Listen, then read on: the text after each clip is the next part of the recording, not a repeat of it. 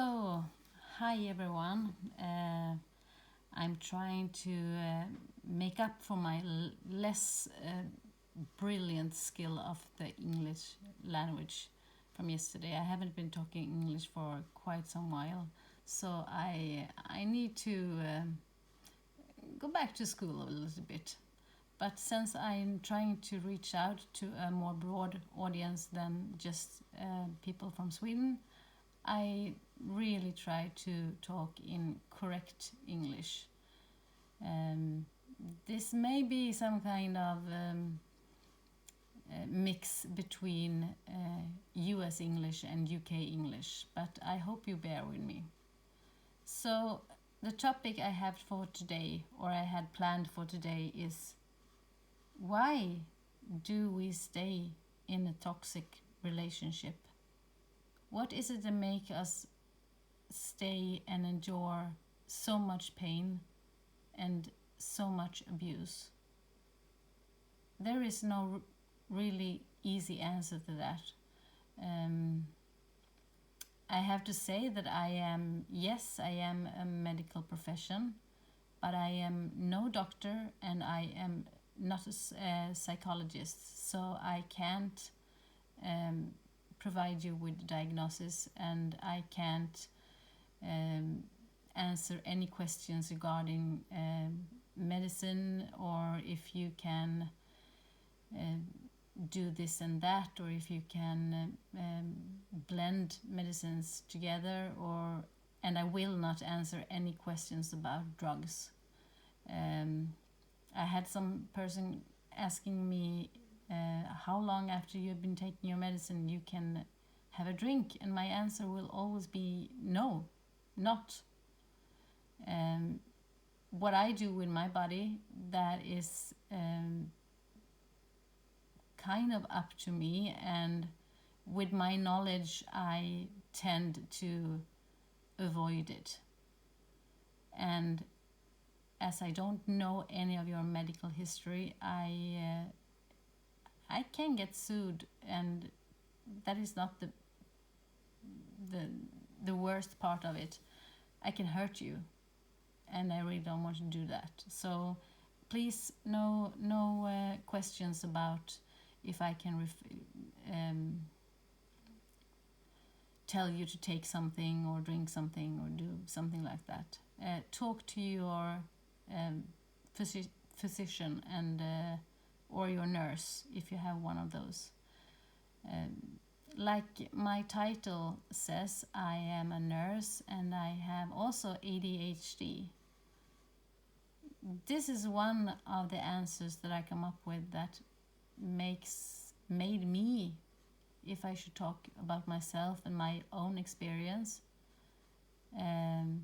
both made me some kind of target and made me stay with this narcissist.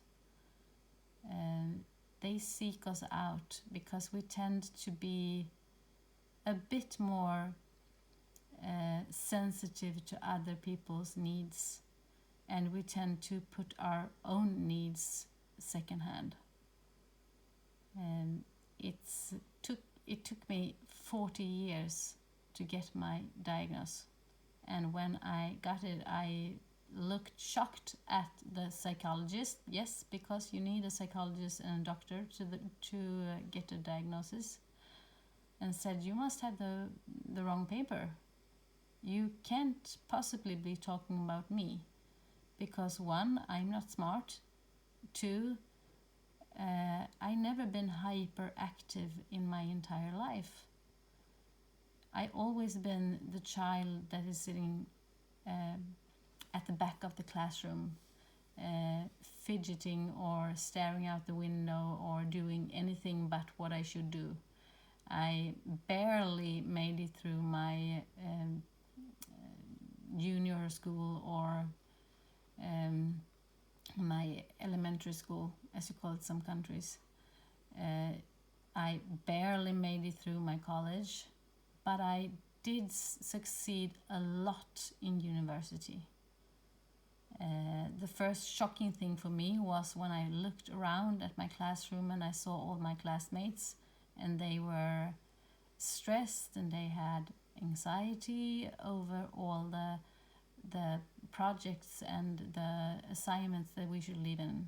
And I was thinking, oh shit, darn, I must have missed something, because that is what I always do. I miss important things, I miss details. I never read instructions like that. So I quite embarrassed went to my professor and asked her, I'm so sorry, I must have missed some big part of this assignment, because I can see that all my classmates are stressed and I seem to be already done. This was one of the courses that was 10 weeks and we were only 3 weeks into the course. And she said, no, you are done. I can't grade you right now, but you are done. And you, by the things that I looked at, you did good. My logical brain said that, oh, that is a real nice compliment from her. But my ADHD brain said, oh, she is trying to cheer me up, or she is trying to help me gain confidence. I had so many logical explanations why she said this, other than I did good.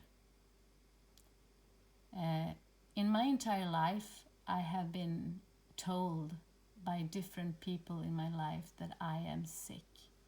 I am over analytic. I analyze everything. I even analyze my analysis.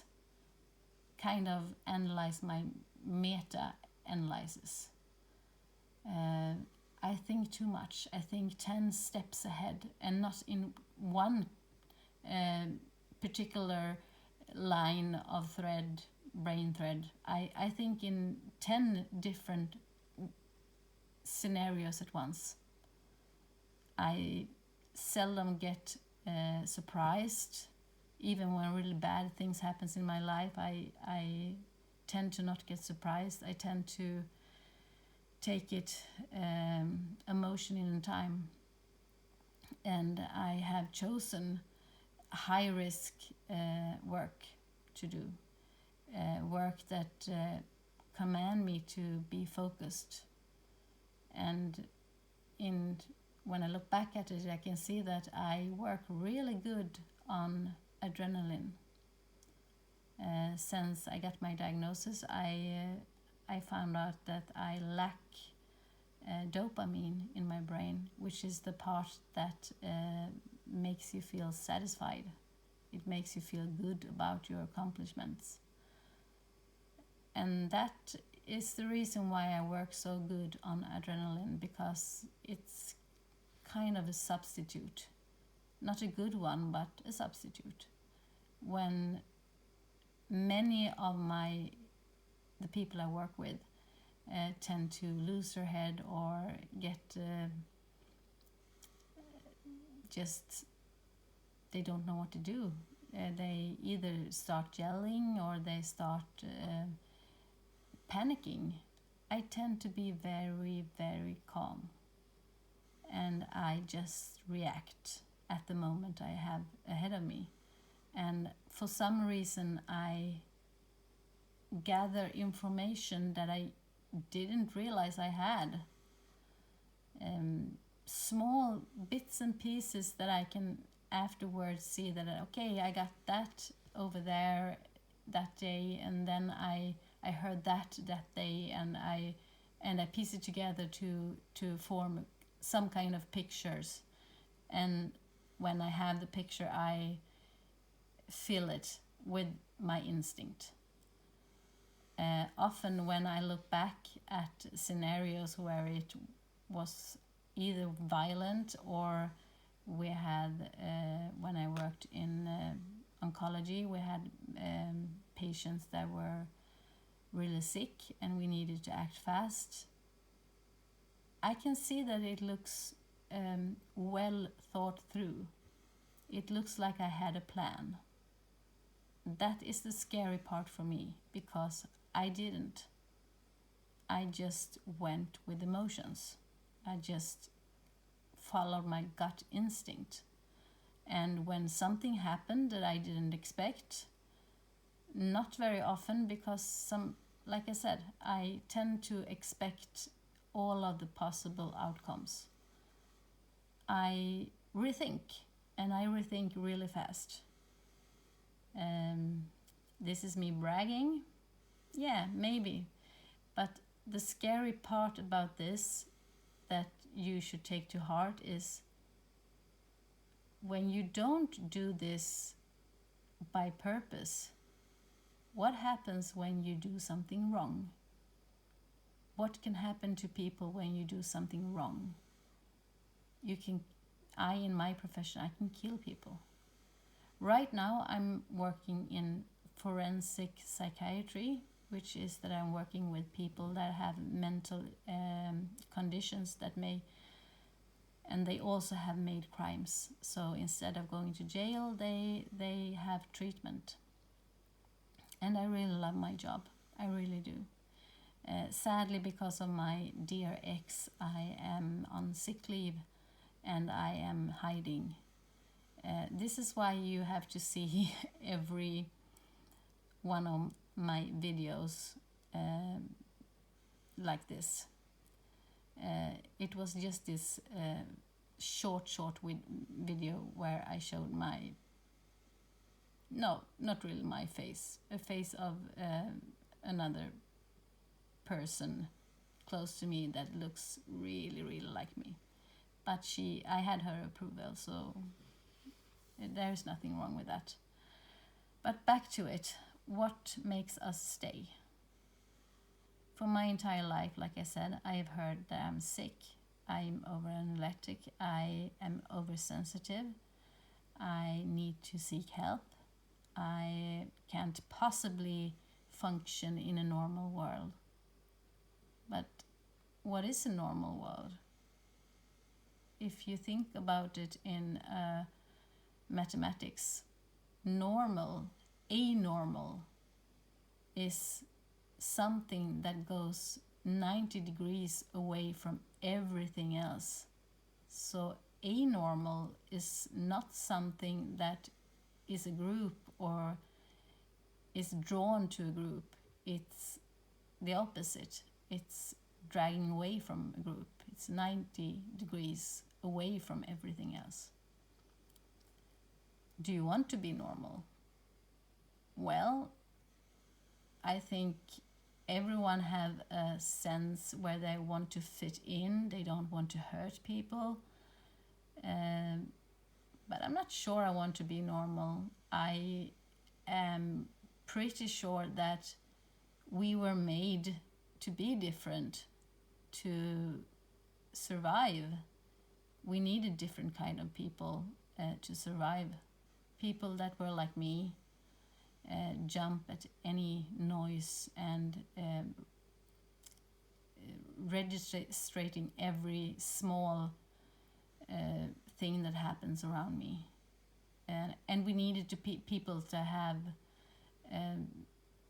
wisdom and patience to actually see that the crops grow and the pig grow and so you had food. And narcissistic people tend to drawn to that. They're drawn to our insecurity. They're drawn to our lack of not being impulsive. They are drawn to the fact that we don't trust ourselves. For me, I have grown up being told I need to work harder, I need to put more effort in, I need to rethink my choices in life. And this man told me exactly the same thing. So he only confirmed something that was a truth to me before. And I stayed with him. The bad thing is that there were really good times. they were really nice times. They were really times that I actually thought I saw love for me in him. But bit by bit, he took something in my soul away from me. And I let him. He used to ask me if I love myself. And I said, yes, I love myself. And he asked me over and over and over again. It took some time, but at the end, I didn't want to answer like this, but I said no. No, really, I don't love myself. There is nothing in my person that should be loved. I don't love myself, and I don't think anybody else should love me. And I really thought that. I felt that at the core of my being. There is nothing to love about me. That was what I can see now, the turning point. In that moment, he knew exactly where he had me. He knew that he had broken me. He knew that he couldn't get any more out of me. I had no money. I was working like crazy, mostly to avoid him. But yeah, I got sick out of that. And I remember the day before he left me, I was standing at a big store, and I knew exactly what I was looking for. I was looking for a lid for my pot I have to cook in home. And I knew exactly what it looked like. I knew exactly what I was going to use it for. And I was looking at this map over the store where I could see different apartments of the store. But in my brain, I couldn't take that simple information and use it in any way. I just stood there and looked at it, and I couldn't understand where to go. The bedroom apartment, maybe? No, of course not. I knew somehow that I was going to the part where they have kitchen tools, of course. But he was really nice about this, and he said to me that I should go out and get myself a cup of coffee, and yeah, he was really nice. And at that time, I couldn't imagine living without him. The feeling that he would leave me somehow, I think I knew that all along. But for me, it would be worse if he left me than if I died. I have come to that point where me not being with him, it wasn't worth living. Not that I would commit suicide or do anything drastic myself, because I have children, so I can't do that to them, but I was in a dark, dark place. And the day after this incident at the store, I could feel it early in the morning that he was trying so hard to pick a fight. He was commenting on so many things that I had done and that I had put on social media, and how can I be so self-absorbed, and how can I be so focused on my appearance. He looked at the picture because I had been doing some workout, and I was pretty proud because I have had 2 children, and I gained a lot of weight during that time. And after a lot of hard workout, I actually had something that could be, if you have a lot of imagination, You could describe it as a start of a six-pack, maybe, on my stomach. And I kind of sarcastic, or maybe a bit with a joke, wrote on Facebook, "Oh, look, either I have a six-pack or this is a beer can." And he looked at this and he said, "No, you are lying. You are lying." And then and there I knew he was picking a fight, and this will not end well. As I often did before, I actually provoked him to get it over with, because I knew this were coming, and I knew this was going to hurt, and I knew that he would rape me, and that he would do it in a manner that I would actually scream for my life, in a manner where I had nowhere to go. He cornered me, he abused me, he hit me, he spit in my face and rubbed it in with his hand. He did so many disgusting things to me. And in the aftermath, when I finally filed complaint at the police, they asked me, why did I stay? How could I endure that? And I was feeling so ashamed. How could I stay? Why didn't I see that? I have been working in forensic psychiatry on and off for over 20 years. I should have seen this in him. I was so ashamed.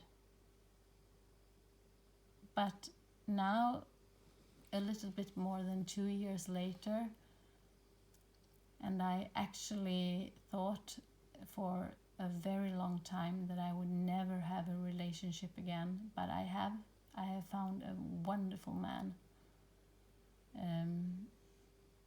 a really secure man, a really nice man that have oh my Lord, he had put up with a lot of things with me. It has not been an easy ride for him. Like when he woke up, me hitting and screaming hysterically and crying, and he just held me and told me everything was going to be all right. He wouldn't raise a hand against me. I know this. He is telling me every day how much he loves me. And he never asked if I love myself. Never. He showed me how much he loved me every day. And I think I was kind of thinking about why I stayed with this other man.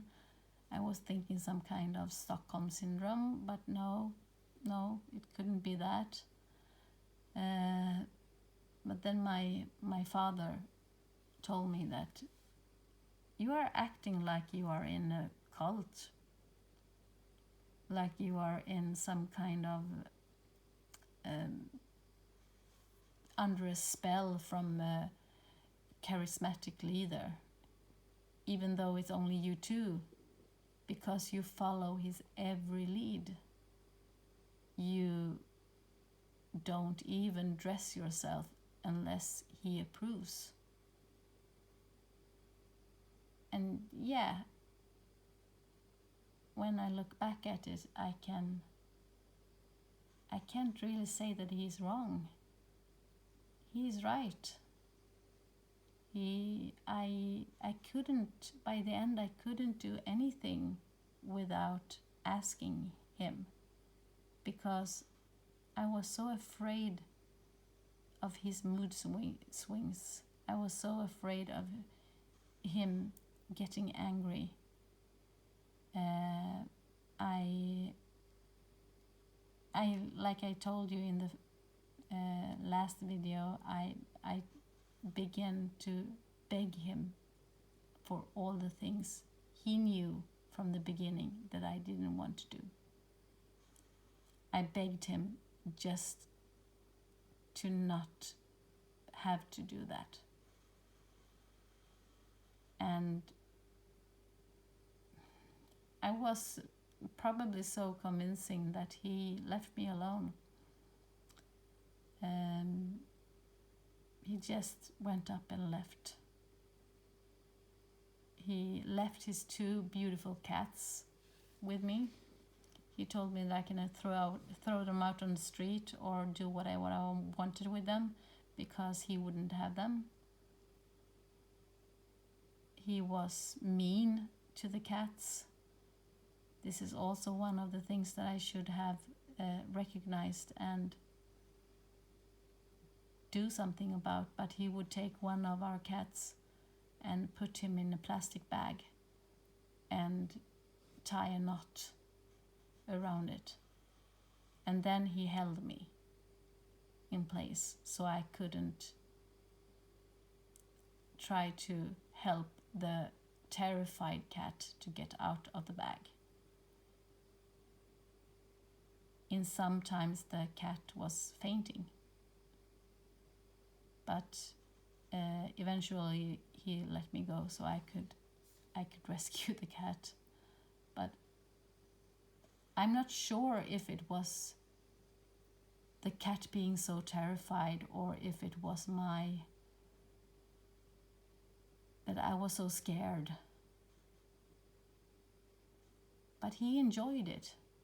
He laughed like a small child laughs at clowns at the circus, or that small children laughs at the sun and the moon. Really, really small children. I will probably never understand that. But so many people have asked me, why did I stay? The only thing I can come up with is I didn't thought I was worth better. He told me every day, oh, I am such a nice person.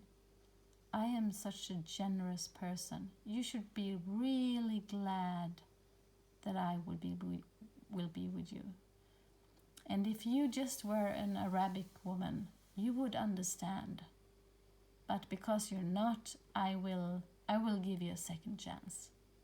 And I'm not sure how many second chances I got, but he told me almost the exactly same thing every time. If I was just an Arabic woman, I would understand.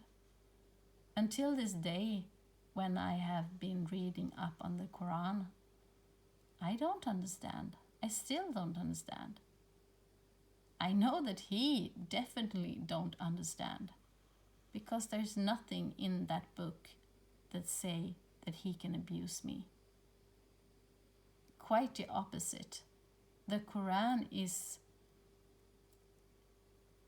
really putting an effort in saying that a man should have his wife or woman as his first priority before himself. Even in sex, it says that a woman who is not satisfied with her husband can have a divorce if she's not satisfied within 3 months. That is a thing that I don't know if many people know about. When Muhammad wrote down the Quran, no, he didn't write it down because he didn't know how to write, but he had both his daughter and his cousin to help him. He was doing this in an attempt to protect women, to make men not kill their wives just because they did something wrong. He gave women rights to own their own money. He gave them rights to earn their own money and own them. The man should be the providing person, and the woman's money is the woman's money, and the man can't even ask for it. And in the Quran it says clearly that Allah will know if a man asks for it or if a woman is not giving it to him willingly. And this is kind of things that Allah don't look very favorably upon towards the man. So all you, both Christian and Muslim men out there, go back and read the Quran. Go back and really, really read it. Because a lot of the people that are doing the bad things in the world, which I should address that, it's a really small part of the Muslim population in the world that are doing bad things. I think that we Christians have done so much worse. We have invaded country after country, continent after continent, and still we are blaming both the Persian people and the Arabic people for that. And I think that is wrong. Really, really wrong. But no, this shouldn't go into a political speech. Everybody needs to have their own opinion. I don't encourage people to think like me, but I really do encourage people to think. Be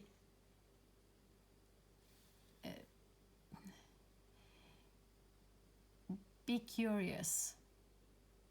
Try to find out your truth. Be critical. Find out where this truth come from. And always know that changing one's mind is a really good way to find out if you still have one. And now, 2 years later, I'm not ashamed of staying with him. I can't quite understand it yet, but I'm not ashamed. The shame should fall where the shame should fall, on the person that did all this to me. The shame should fall on him, because he really wants the world to see him as this good, nice person. And at times you were a really sweet person, a really nice person.